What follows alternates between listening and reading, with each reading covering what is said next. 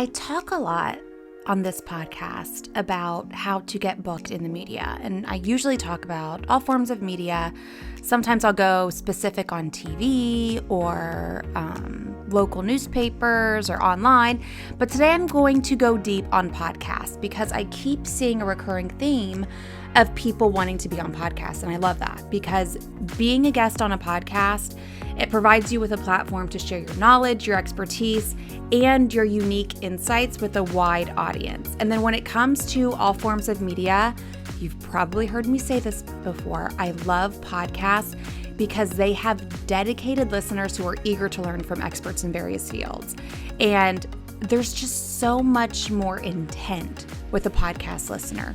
You look at the title, you make a decision to devote 30 minutes of your life, give or take, listening to this person. You really get to learn a person's personality as well as their expertise. I mean, in one podcast episode, you can decide whether you like or dislike somebody. You can really decide if you want to work with somebody or not.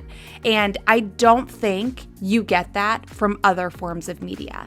So by appearing as a guest, obviously you establish yourself as a thought leader, you gain credibility with your industry, and then it also allows for very meaningful networking opportunity because hosts and fellow guests have valuable connections. If you're doing this right, when you are on a podcast, you should ask the host, like, hey, have you had any other guests on who I should know? Or sometimes they'll just volunteer that information. I know I have. I've gotten emails from people who have been on my podcast and they've said, hey, I saw you had so-and-so on your show. Can you make an intro? So there's just so many different ways that you can turn this publicity into profit, just even outside of people listening and looking you up. So in this podcast episode, I am going to share my 7-step system that gets me booked on top podcasts. And if you have joined my bootcamp before, if you have taken my free masterclass, then you know I'm a big believer in the fact that it doesn't matter how big you are, it doesn't matter how successful you are, how much money you're making, how great your website is, how big your team is. None of that matters when you go to pitch yourself to be a guest on a podcast. So many people think it does. They think that they need to be at a certain level before they can get on XYZ podcast because it's a top podcast. I'm here to tell you that is all bullshit. It does not matter. So I am going to tell you today how you can get booked if you're straight out of the gate, nobody knows who you are, you have no audience, all through your pitch. In less than a minute, this is why you should be a guest on a podcast, to be introduced to new people. When you're introduced to new people, you get leads. What do you do with those leads? You turn those leads into sales, okay? That is why. Now, these are the biggest mistakes people make. 1, their pitches are too long. 2, their talking points are too generic. I would say this is probably the biggest problem, and that's why you're not getting booked. Number 3, your pitches are too promotional. This is especially true if you are somebody who is trying to do a book launch and you want to get on a bunch of podcasts because you want people to buy your book. You're being too like, buy my book, buy my book, buy my book in your pitch, instead of making talking points super specific about the content in your book in a short and sweet manner. So this is what I want you to do instead. Get ready for these 7 steps. Number 1, don't start with your bio. You want to save that till the end. The podcast host or the show producer, they don't care about who you are straight out of the gate. If they like what you say, then they're going to want to know more. But straight out of the gate, I don't know why you're telling me who you are and why you're an expert and why you're fabulous. I don't know why you're telling me that. So save that. Number 2, start with why you're pitching them and make it obvious that they are the only one you're pitching, because it is shocking to me. It happened to me when I worked in TV. It happens now as a podcast host. People will send the same pitch to 500 people at the same time. And it's so obvious. And you think you're being efficient with your time because you're getting 500 pitches out, but it really hurts you. You would be so much more efficient with your time if you pitched maybe your favorite 25 one by one. So how do you make them know they are the only ones being pitched? You reference a previous episode, and I do not mean copy and paste the title of a previous episode. Like, people do this all the time, and it's so obvious because they even have the font different it's very obvious when people just copy and paste the title of the episode. So make it obvious in a different way. Mention that you just left them a positive rating or review. I just was a guest on another podcast, and we were talking about pitches that they loved. It was on the Heart and Hustle podcast with Evie and Lindsay. And they mentioned that they got a pitch from somebody, and that person said, I just left you a positive rating and review. And they looked it up, and the review was like amazing and super specific. That stood out to them because there is nothing a podcast host loves more than a positive rating or review. It's literally the only way that Apple or Spotify or wherever knows that you are liking the podcast you're listening to. It really is. So I'm just going to leave myself a little plug here right now. If you have not left a positive rating or review on this podcast, please do. I would really appreciate it. And then you also want to let them know that I've noticed you haven't covered XYZ topic. So you could say something like, oh, I noticed in this episode you talked about how people can get more website visitors using Pinterest, but you haven't talked about how to get more website visitors using Pinterest advertising and spending less than $500 a month to do it. So I would love to come on and talk about that, and I could share a story of how I did this for myself or I did this for one of my clients. Like, that's something that proves you have listened to their podcast, you've looked at past episodes, and then you throw in there that you left a positive rating or review, and it's like a no-brainer to have you on the show. Number 3, this is a big one. This is when you're going to go into your talking points. And I'm kind of listing these 7 in order of what to do in your pitch. So you're not going to start with your bio. You're going to start with why you're pitching them, and then you're going to go into your talking points. And you want to make these talking points so unique that nobody else could pitch those talking points except for you. And then you also want to turn them into a step-by-step guide to achieve something. So the host knows, like, okay, with these talking points, my listeners are going to walk away with a tangible list of things to do. So we'll use the Pinterest advertising, for example. With those pitch examples, you could say how I used Pinterest ads to 3 times my web traffic in 3 months by spending less than $500 a month.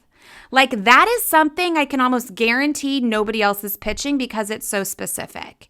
You could also say you're pitching a podcast that deals with products, or you're pitching a podcast that sells jewelry and they talk about jewelry makers or maybe Etsy creators, whatever it is.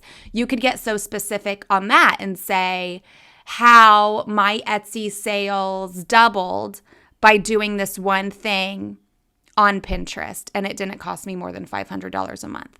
Like, there's different ways that you can tweak these talking points to coincide with the podcast that you're pitching. If you want to see my talking points, I will share a link in the show notes. If you go to MediaMavenandMore.com/bio, this is something that I created for myself. I noticed that I was copying and pasting the same things over and over again. A lot of people will do a PDF or a media kit or a one-sheeter, and they will share their talking points and their expertise and their social handles and all of those things. While those are lovely, and I do teach you how to do this in my online course, the Media Mentoring Program, I also mention that I prefer moving this one-sheeter to a dedicated page on your website. One, because sometimes people don't want a one-sheeter. Sometimes you apply to be a guest on their podcast by filling out a form on their website, and it makes it so much easier if you can just copy and paste things. And you also aren't limited to one page. Usually a one-sheeter has to be one sheet. People don't want to go through a whole media kit to get this information. And when you have it on a website, one, it's good for SEO. Two, it's easier to share because it's just a URL. You don't have to worry about attaching things. It's easier to update. And then, like I said, when it comes to copying and pasting things, it's super easy because you can go right there. So check out what I have built. It's at MediaMavenandMore.com/bio. I also have some headshots in there for people to choose from, all my social media channels, my bio, my talking points, and I have a few different talking points. Like if you want to talk about how to get booked on podcasts, I can talk about this. If you want to talk about media in general, I can talk about this. If you want to talk about how I built my business working from home with 3 kids at home, then here are some talking points that I can get into. So that is point number 3. Number 4, I want you to mention why you are the only one to talk to about this subject and why. So I call this your USP. This is something I teach on day 1 of my boot camp, Pitch, Publicity, Profit. That is something I will also link to in the show notes if you're interested in learning more about that. But it should be no longer than 2 or 3 sentences. A lot of people, they have a lot to say. They've won a lot of awards. They've had a lot of experience. They've had a lot of impressive education. Okay, that's all great. However, let's keep it 2 to 3 sentences long because we've all got a shit ton of things in our inbox. So I want you to focus on, again, why you are the only one to talk to about this. To use myself as another example, I always go to, I hated publicists when I was a TV reporter because they were so annoying to me and they didn't know what it was like to be on the receiving end of what they were sending. So I come with that approach, and that's something that makes me different than a lot of other publicists pitching themselves to be on podcasts. Another thing that makes me different is I'm also a podcast host looking to be a guest. Podcast hosts like to interview other podcast hosts because they know things like it's so important to share the episode after it goes live. It's important to leave a rating or a review. They know they're going to have good audio. So it's just something that you should keep in mind when you're pitching. Like, what can I say about myself that will separate me from other people who do the same thing I do? And this is another part where I think people are too generic, like with the talking points. They'll say, I'll teach you how to build your business using social media. That could mean a million different things. But when you talk about Pinterest advertising specifically, that's what's going to set you apart. So you want to get as specific as you can be on that point as well. Number 5, I just touched on it. Mention that you will share the episode with your audience.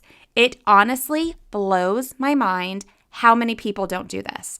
I have a podcast episode that I recorded. I think it was my 40th podcast episode. I will also link to it in the show notes. And it's 35 things to do after you earn media exposure. And it's wild to me that people don't even do one. They think, oh, I've been a guest on that podcast. All of their audience will hear it. I don't need to do anything. You leave so much money on the table when you do this. It's ridiculous. I won't go into it in this episode. I will link to that episode so you can create your own checklist of things to do after you earn media exposure. But when you tell the podcast host that you are going to share it with your audience, it doesn't matter if your audience is big or small. Tell them you're going to share it with your email list, on social media. If you have impressive numbers, then sure, share the numbers, throw them out there. But it's just mind-boggling to me how many people don't share it with one person. So make sure you share it. Don't just say it, like really share it. And then you want to follow up 2 or 3 times. A lot of times people will pitch once and then they call it a day. I pitched Pat Flynn to be a guest on Smart Passive Income back in the day. I was brand new in business. I had no idea what the hell I was doing business-wise, but I knew how to get people media coverage because this was right after I left TV. And I pitched him to be on his podcast once, and I didn't hear back. And if I did not follow up the next week or 2 weeks later, I would not have been a guest on his podcast, which means I would not have been accepted into his mastermind, which means I would not have been a guest on his podcast for a second time, which means I would not have spoken with him on stage at Podcast Movement, which means I would not have closed tens of thousands of dollars in sales from people who found me from being a guest on his podcast. Like, that is all because I followed up. I use the boomerang extension in Gmail to remind myself to follow up, so it makes it super easy. And if you want to see the exact pitch that I sent Pat to get booked on his podcast, you can go to podcastclout.com/Pat. That is something I will also share in the show notes. So if you're driving, if you're working out, ladies, if you're doing your hair and makeup while you're listening, just remind yourself to check out the show notes. It's all there. Finally, number 7. Something I already touched on. When it's published, share it with your audience, tag the podcaster, and then share it again. I do this every time. I also have a press page on my website where I link back to it. So the only thing I don't do sometimes is tag the podcaster, which is not good. I really suggest tagging the podcaster. Sometimes it's hard to find people's tags because I share on all social media platforms and I use a scheduler to do this. So sometimes it's hard to find and tag, and I just get lazy and I don't do it. But listen, by me not doing that, the podcaster doesn't realize that I'm sharing it. That's why it's important to tag them. You want them to know that you're sharing the podcast episode with your audience, and you want to do it repeatedly. I use Agora Pulse. I will also link to that in the show notes. I have an affiliate link, and I'm an affiliate for them because I love them. I do a lot of set it and forget it, a lot of evergreen posts, and that's what I do with my media hits. If I'm ever on a podcast, I will write in a couple different ways at a couple different times that I'm on this podcast, this is what we talk about, and then I link to it. This is so important, not just because, again, in step 5, you told the host that you were going to share it with your audience, but also because it shows your current audience that you are an authority in your space, that you are credible because other people are giving you coverage. And that is a big part of turning publicity into profit. So those are the 7 steps that get me booked on top podcasts. I will do another recap real quickly. Number 1, don't start with your bio. You save that till later. Remember, we talked about that in step 4. You don't want to lead with that. Instead, you want to lead with number 2, why you're pitching them, and you want to make it obvious that they are the only one you're pitching. Step 3, go into your talking points. Make them so specific and unique that nobody else can pitch the same thing. Number 4, this is where you get into your bio, but you want to make sure that it points out why you are the only person to talk to about this. Number 5, mention that you're going to share this episode with your audience. Number 6, follow up at least 2 to 3 times. After the 3rd time, go back to the drawing board.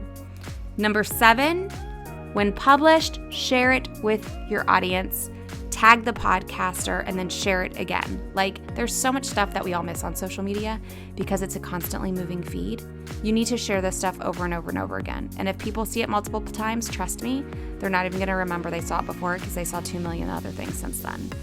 There are some other things you can do, like when you're following up, you can ping them on social media like, hey, just sent you a pitch about XYZ, like heads up. That's helpful because today we're more likely to pay attention to a notification on social media than we are another email in our inbox. So that's another thing you can do when you follow up is just give them a little ping on social media. Remember, I'm linking to a lot of things too in the show notes. You can check out my talking points on that web page I mentioned.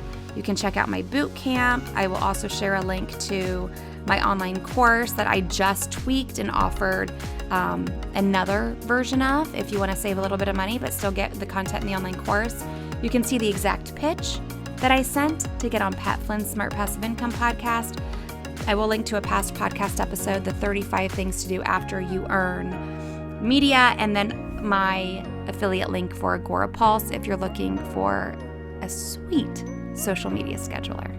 That is it for this episode. Let me know what you thought about it in the ratings and reviews section. I would really appreciate it. And I hope you have a great day. I will see you next week again here on Become a Media Maven.